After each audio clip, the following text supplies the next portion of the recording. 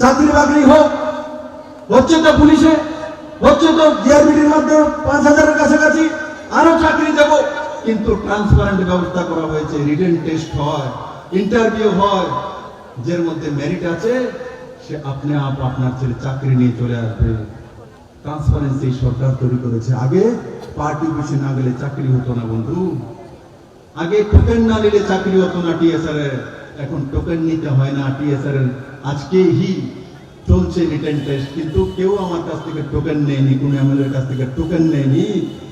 21টা TSR এর আজকে সারা ভারতবর্ষ ব্যাপী তার রিটেন টেস্ট চলছে, কিন্তু কেউ কে টোকেন দেওয়া হয় না। সেটা কমিউনিস্টের সময় পার্টি থেকে টোকেন দেওয়া হতো, পয়সার বদলে টোকেন দেওয়া হতো। দায়িত্ব নিয়ে বলছে কি দেশ সরকার সেই দিশাতে কাজ করে না, সবকা সাথ সবকা বিকাশে রাজনীতি করে আর সেই দিশাতে কাজ করে বন্ধু।